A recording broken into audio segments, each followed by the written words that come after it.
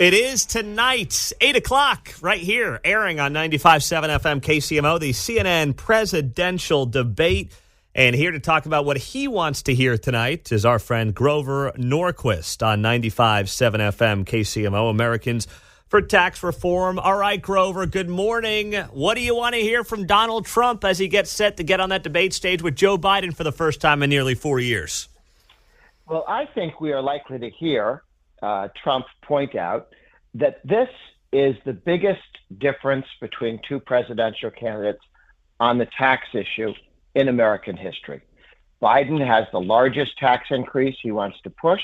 He wants to take the business taxes in America higher than China's, so we can't be competitive. We'll have to compete on lower wages rather than lower taxes. Trump wants to take the business taxes down, so they're lower than China's, not higher than China's and the rest of the world's. Then you get to Biden wants to tax energy again and more, in order to force people to drive their cars less and to take planes to visit relatives less. He thinks that's a actually good thing. The goal is not to have you pay these higher taxes, it's to have you not driving your car so much and not traveling as much. And the president's position, of course, is that he'd like to have more energy in the United States, both for the American people and to export it for jobs so we can create jobs here. These are the big differences. Of course, Biden wants a second death tax. So if you start, in addition to the one that we have now, he wants to add to that when you build up for 30, 40 years, you and your spouse build a small company, you then sell it, and then that's what you're going to retire on. His capital gains tax will take 44.6% off the top. Wow. Add the state tax, that'll be half in most states. So the government will take half of what you build in your life. Now, a small business person pays property taxes every year, personal income taxes every year, corporate income taxes every year, sales taxes, FICA taxes, excise taxes. And then we get to the end and you finally built a small business. The government, Biden wants to come in and take half with capital gains. And he wants to make sure that all of the inflation during your life is taxed when you die. Yeah. He wants to, and that's the second, it's called the step up and eliminating the step up in basis, which basically means he's going to tax you on all the inflation that let me go before we get too far on the numbers and the weeds here. I want to get into something on the 2017 Trump tax cuts. They expire next year. I don't think a lot of people realize that they expire next year.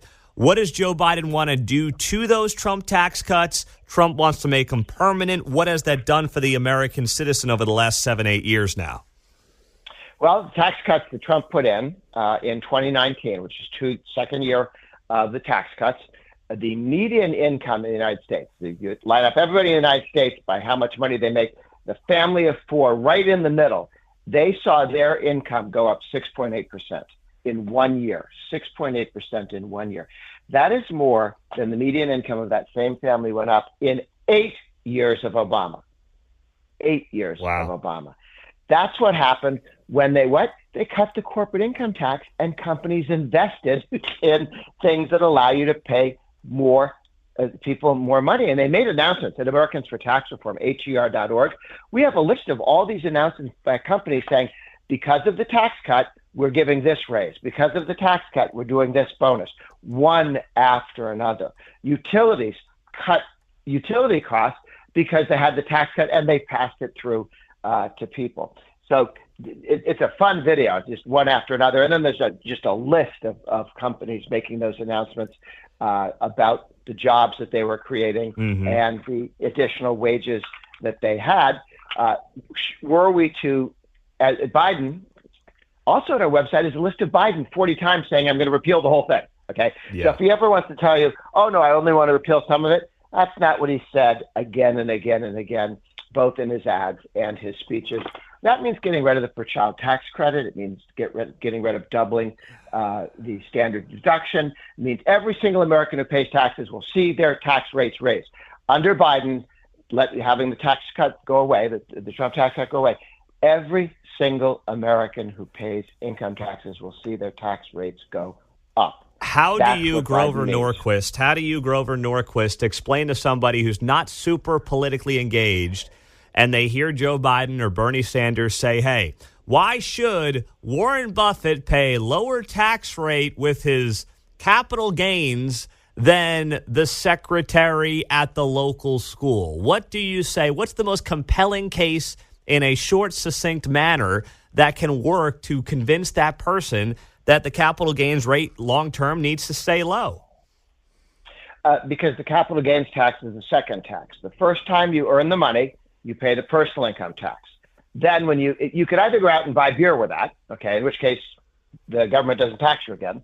But if you invest it, if you put your money at risk, if you invest it in the future and with your money help create jobs for other people, and then you buy stock in a company, or the capital gains is also when companies appreciate in value, that's what allows your 401k, your IRA, your pension to get larger.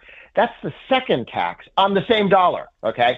So what they're saying is the second time this dollar was taxed, we had a smaller tax.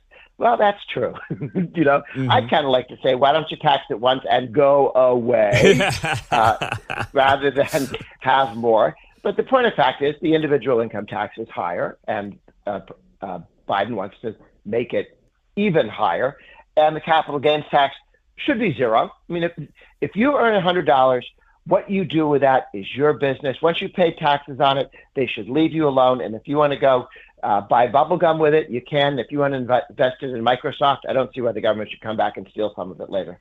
That's as good as argument as there is. I hope Donald Trump uses that line tonight when Joe Biden starts going off on how, the rich, the capital gains, the whole deal. I hope that one gets used tonight.